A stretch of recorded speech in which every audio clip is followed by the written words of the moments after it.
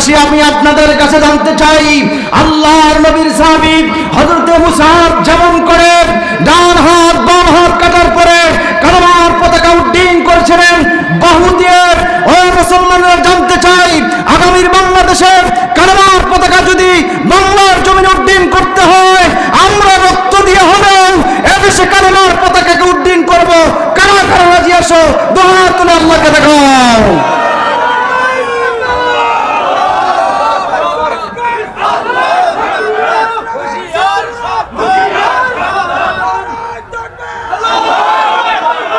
Order দিবস, মৃত্যুর দিবস, ঠিক কিনা বলেন?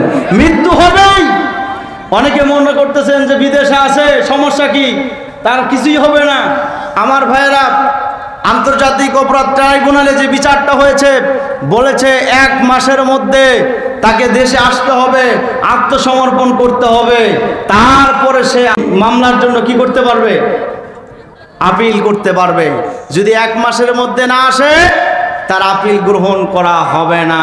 তার মানে বুবুজান, তুমি যদি বাঁচতে চাও তাহলে 1 মাসের মধ্যে এসে জেলখানায় জায়গা নাও, ঠিক কিনা বলেন? আর যদি 1 মাস পরে আসো, আল্লাহর কসম করে বলছি, বাংলার জমিনে আর তোমার জায়গা হবে না। বাংলার জমিনে তুমি যদি আসো, তোমার আসার জন্য এদেশে কোটি কোটি মানুষ অপেক্ষায় আছে। শুধু আসো, আমরা শুধু দেখতে চাই তোমার গলায় কেমন করে ফাঁসির রশি ঝুলে, ঠিক না? টুপ করে আসবা, টুপ করে আসবা, আর আমরা টুপ করে ঢুকায়া তারপরে জেলখানা ঢুকাবো, ঠিক কিনা বলেন? ভিডিও বার্তা দিয়ে আর অডিও বার্তা দিয়ে দেশের মানুষকে অস্থিতিশীল করার চেষ্টা করবেন না। যারা আজকে শান্তিপ্রিয় বাংলাদেশের মধ্যে আবার নতুন করে এই দেশে অশান্তি সৃষ্টি করতে চাচ্ছেন, এত যদি চুলকানি শুরু হয়ে যায়, আপনারা আসেন, আপনাদের চুলকানোর জন্য এ বাংলাদেশ জাতির 2 হাতে লাঠি অপেক্ষা করতেছে। কথা বলো, ঠিক না? লাঠি আমাদের আছে, ওই লাঠি পিঠে পড়লে চুলকানি বন্ধ হবে। যখন তোমাদের হাতে প্রশাসন ছিল, ক্ষমতা ছিল, তখনই পাও নাই, আর এখন তোমার চুলকানি শুরু হয়েছে।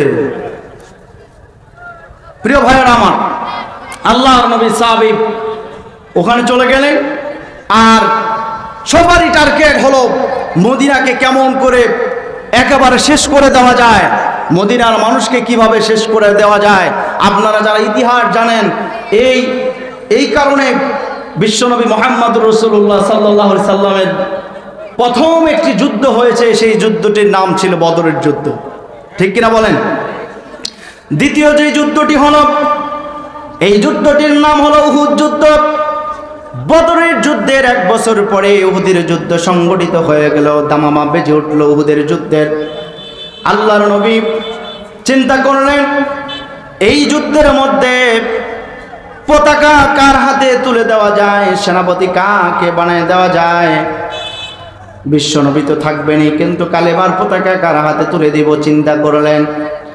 অনেকক্ষণ চিন্তা করার পরে ওই যে আল্লাহর বান্দা হযরতে মুসআব রাদিয়াল্লাহু তাআলা মুখে বললেন, মুসআব, কালেমার পতাকা তোমার কাছে দিয়ে দিলাম, এই যে কালেমার পতাকা তোমার কাছে দিলাম, মনে রাখবে মুসআব, এই কালেমার পতাকা যেন কখনো মাটিতে পড়ে না যায়।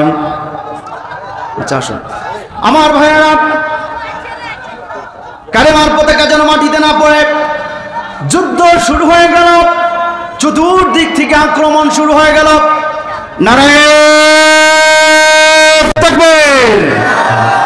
প্রধান বক্তার আগমন, শুভেচ্ছার স্বাগতম। প্রধান বক্তার আগমন, শুভেচ্ছার স্বাগতম। মাহফিলের পক্ষ থেকে, লাল গোলাপ শুভেচ্ছা। কবরবাসীর পক্ষ থেকে লাল গোলাপ শুভেচ্ছা। নারায়ে তাকবীর! আল্লাহু আকবার।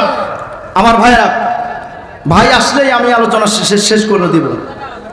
বলতেছিলাম, মুসআব রাদিয়াল্লাহু তাআলা যুদ্ধ শুরু করলেন। চতুর্দিক থেকে তার উপরে আক্রমণ আসা শুরু হলো। সবারই টার্গেট মুসআবকে হত্যা করবে, এরপরে বিশ্বনবীকে হত্যা করবে। প্রিয় ভাইরা আমার, বিশ্বনবীর গায়ে আঘাত আসতেছে। মুসআব দেখলেন আমি বেঁচে থাকতে আল্লাহর নবীর শরীরে আঘাত আসবে এটা কখনো হতে পারে না। এই জন্য তিনি আল্লাহর নবীর শরীরের আঘাতগুলো তিনি প্রতিহত করতেছেন। এমন সময় আল্লাহর নবীর সাহাবীকে পিছন দিক থেকে আঘাত করে ডান হাতটা দুশমনরা কেটে ফেললো। আমার ভাইয়েরা, ডান হাতটা যখন কেটে ফেললো, আল্লাহর নবীর সাহাবী আল্লাহর বান্দা মুসআব রাদিয়াল্লাহু তাআলা আনহু বাম হাতের মধ্যে কালিমার পতাকাটা তুলে নিলেন। কিছুক্ষণ যুদ্ধ চললো। তার মনে একটা চিন্তা হলো, আমার ডান হাত কেটে গিয়েছে মানে জান্নাতে প্রবেশ করেছে। এরপরে বাম হাতটাও তারা কেটে ফেললো। আল্লাহর নবীর সাহাবী শরীরের ক্ষত বিক্ষত অবস্থায়, এত জর্জরিত অবস্থায় রক্ত ঝরতেছে। ডান হাত শহীদ হয়ে গেছে, বাম হাত শহীদ হয়ে গেছে।